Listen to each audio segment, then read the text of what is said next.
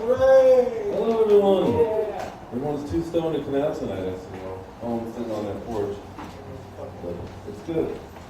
Open mics are that, an open mic, I forget that. It's like I'm too hard on myself. Like no one's paying me to be here. So I was in New York a few weeks ago. I don't talk into the mics, and then they make me louder than I talk on the mic, then they can hear me next door. So I went to New York and I didn't realize I could fly from Pueblo to New York. I didn't know Pueblo had an airport. I've only lived here about a year and a half, so apparently you can fly from Pueblo to Denver. And I go to the airport and I have a little pocket knife and some gummy bears from Walgreens.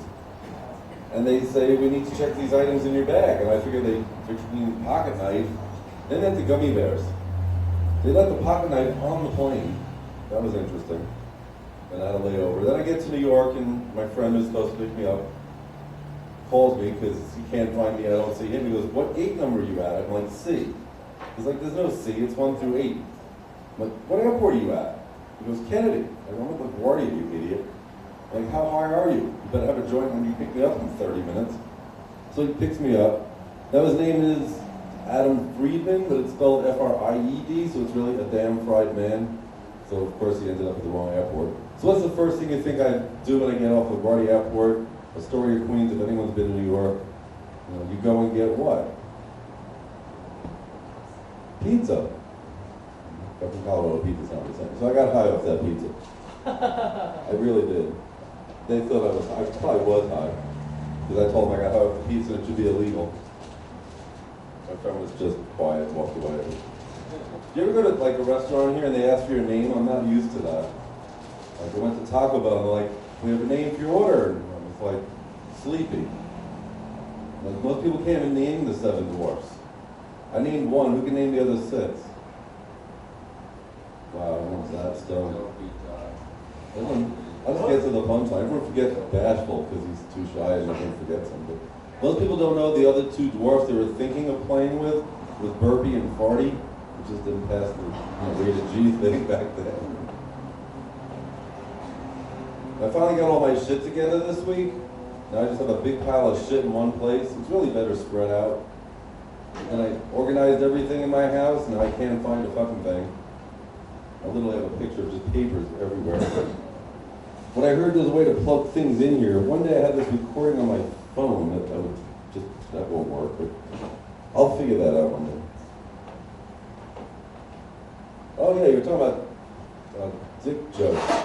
So I have a friend, ex-woman, and she put up a new Facebook profile. Within a day, she had 999 requests, 6 for women. And it's like, she shows me a picture that some guy sent her, and I'm like, I'm not impressed. So I thought quick and send her back a picture of scissors and Lorena Bobbitt. We left her alone. Dick pics. I'm like, a girl showed me at a comedy show a few weeks ago. She's like, Steve, watch how fast I can get a vagina pic. And like some girl on Facebook messaged her within like 30 seconds. I'm like, really? Like, I'm glad I'm not on that part of Facebook or Messenger.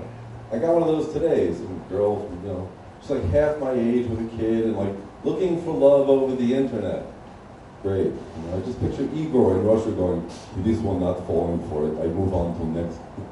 It's like, what is this shit? How do people fall for this? Anyone here ever work in customer service, answering a phone? I did that for 6 years. For 6 years, I went, hi, my name's Steve. How can I help you? I'd like a human, please. I am a human. My name's Steve. How can I help you? No, really, I want a human. Beep, beep, beep, beep. My name is Steve. I am a live person. How can I help you? No, you're not a live person. This would be 10 minutes into the conversation.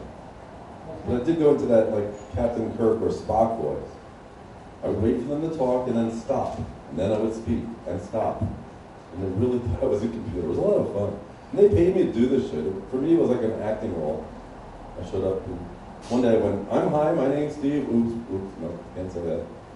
Try that at customer service and get fired. But why am I wearing this crazy shirt? He's yawning at me and it's catching. He needs some dental work, I think. I know it's Thursday.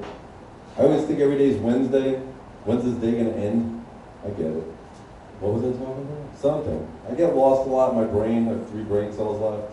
I'm an older stoner, beginning high for, wow. Some amount of years over 40, most of you.